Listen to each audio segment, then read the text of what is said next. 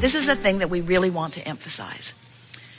When you care about how you feel, your vortex will affect, it will cause, it will facilitate a manifestation that is seeable, hearable, smellable, tasteable, touchable. In other words, the manifestation hot on the heels of your alignment that you feel at first.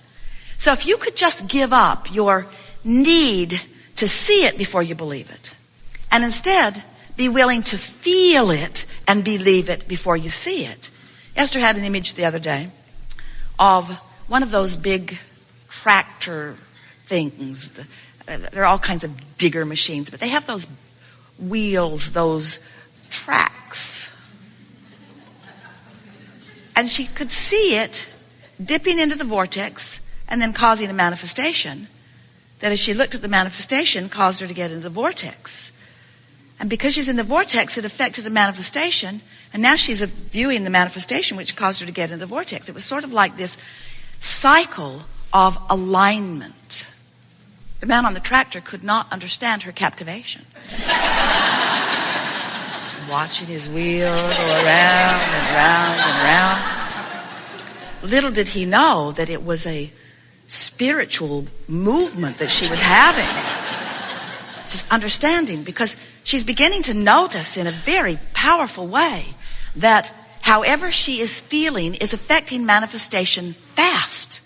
Fast. What you feel affects manifestation fast. So if you're noticing something unwanted and feeling around it, it's affecting more manifestation fast. And you say, well, things aren't so good. Things could be a lot better. I don't like that, and I don't like that, and I don't like that, and I don't like that. And the universe says, well, then you're not going to like this, and you're not going to like this, and you're not going to like this, and you're not going to like this. And you say, right, I don't like that, and I don't like that, and I don't like that. I should call somebody. I should call somebody and ask them how they would like that, and that, and that, and that, and that.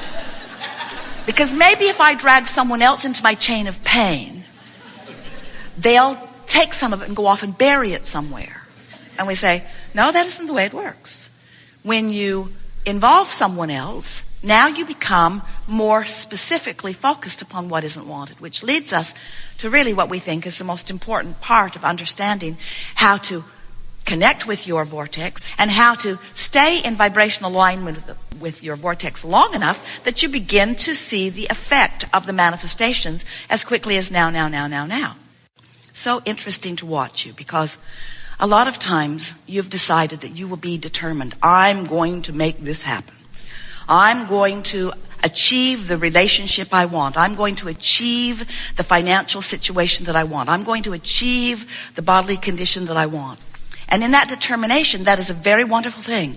It's so good to know what you want, and it's so good to speak about what you want.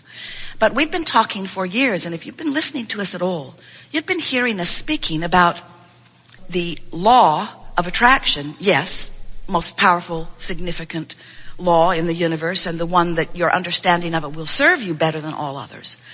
And for a while you heard us speaking, and we often do, about the law of deliberate creation. We asked Jerry and Esther to call it the science of deliberate creation, because it really is ongoing and it's unfolding. But then we want to talk to you about the law of allowing. We began calling it the art of allowing, because the only law worth mentioning, really, we don't count gravity, is the law of attraction. But the art of allowing really is what we're talking about here. And it's about managing your vibration. It's about caring enough about how you feel that you tune yourself to the frequency of who you really are. Now, that's the most important thing to talk about. So you know that you are extensions of source energy. You know that, don't you? But you aren't just extensions of source energy in the sense that you were source and here you are an extension of that. You are extensions of source energy in a greater sense, in the sense that you are the ambassador of source energy. You are the leading edge of source energy. You are the pioneers of source energy. You are the physical manifestation of source energy.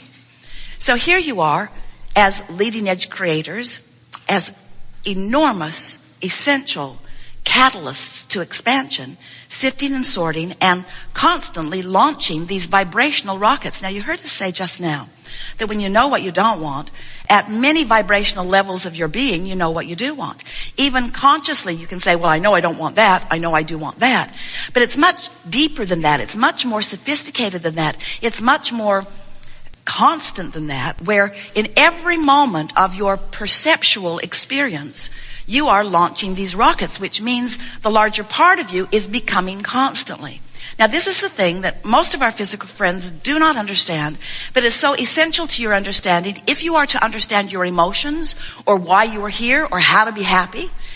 And that is that with every expanding rocket or energy or vibration that exudes from you, and it does constantly, all day, every day, that the larger part of you, incrementally, and we only use that word because you're shooting the rockets off incrementally, but this larger part of you is incrementally expanding.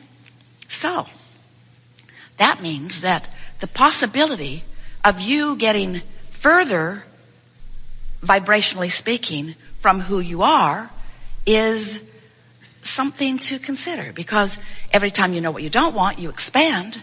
But the question is, are you taking the expansion or are you beating the drum that caused the expansion? You follow? Because when you know what you don't want, you expand. And if you know what you don't want, you expand some more. And if you talk about what you don't want, you expand some more. And if you join a blog, you expand some more.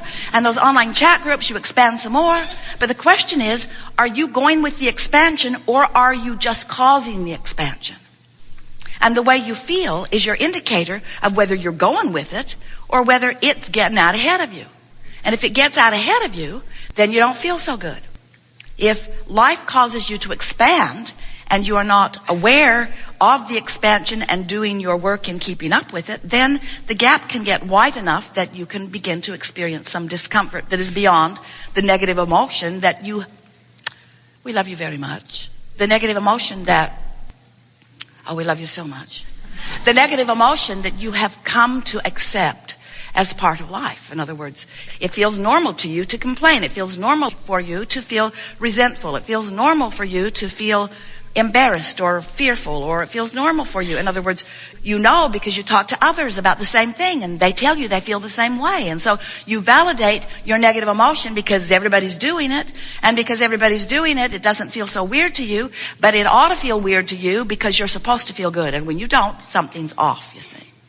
So when we talk about the art of allowing, we're not just talking about you allowing your new car to come or your new home to come or your lover to come or your physical condition to improve. We are talking about that, but not just that. When we talk about the art of allowing, what we're really talking about you allowing is your alignment, your connection, your involvement, your vibrational sameness with your inner being, who keeps taking the expansion and never holds back from it. Your inner being, the source within you, this non-physical part of you, who we are wanting you to understand exists in this vibrational frequency of knowledge and understanding and beingness.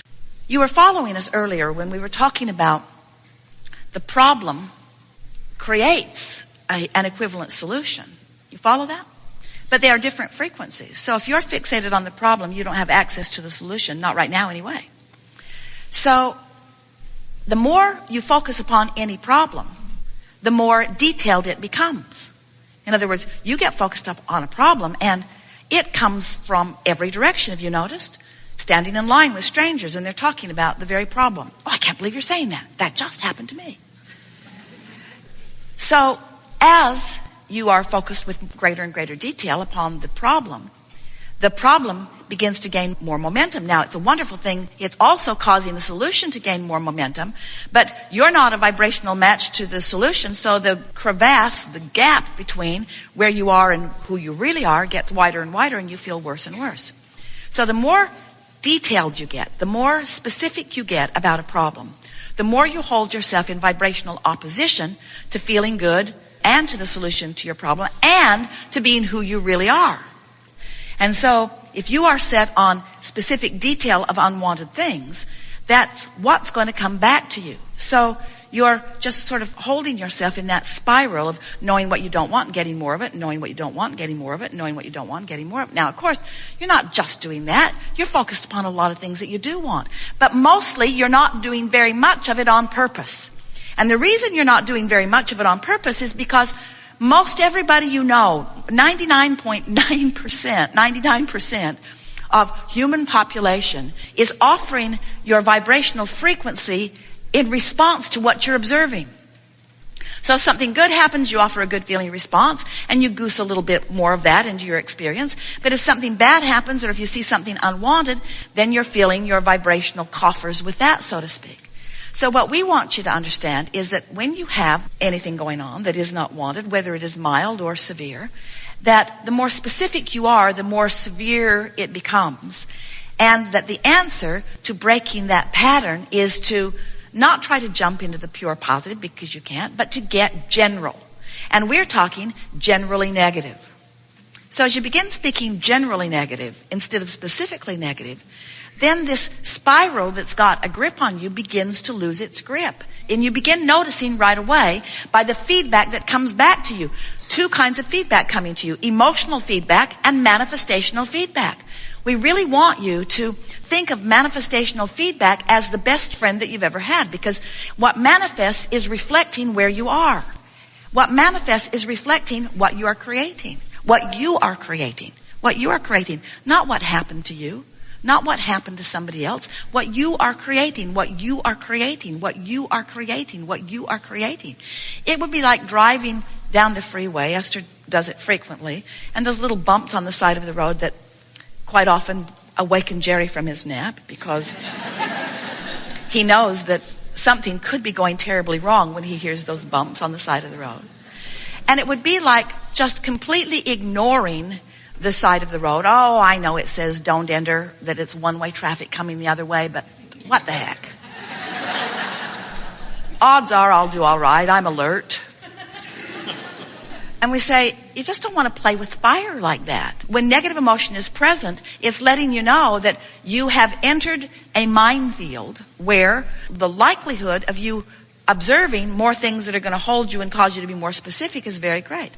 So when you say, I'm going to pay attention to the way I feel, and I'm going to notice that the more general I am about something that doesn't feel good, that the better I feel. And then you begin noticing the manifestational evidence of that. Now you're on a roll, and now you have just stepped in, you've just clicked in to your maybe first, at least it's happening now, awareness of what deliberate creation really is deliberately feeling, is thinking and feeling. So now, as you find something that is generally negative, now do you know it is just so logical and simple for you to move into something that is generally positive.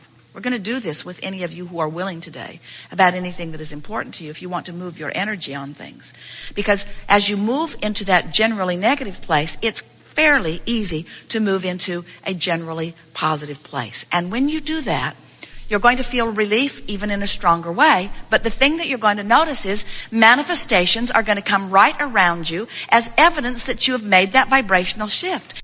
We have enjoyed this interaction more than words can convey.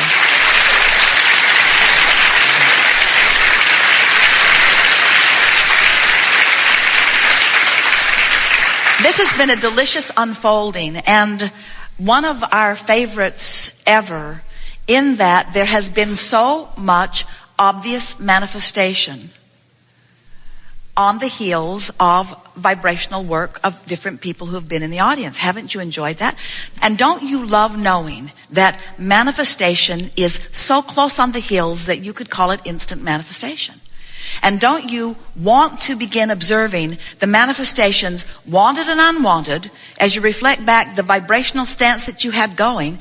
Don't you think that this understanding is going to put you in the driver's seat of everything that's going to be coming to you from now on? And aren't you eager to offer a vibration, a thought deliberately, and then watch the manifestation that follows? Aren't you eager to let the universe show you how you're doing? And aren't you willing to embrace it, whether it's wanted or unwanted, as you then explore the the details of how it felt while you were generating the vibration of it and how it felt as the manifestation came to show you what you'd generated? Don't you love knowing that you get to create how you feel because you get to create the thoughts you think and that the manifestation will then reflect it back to you in real time? Don't you love knowing? Haven't you sometimes thought that what manifestations are down the road?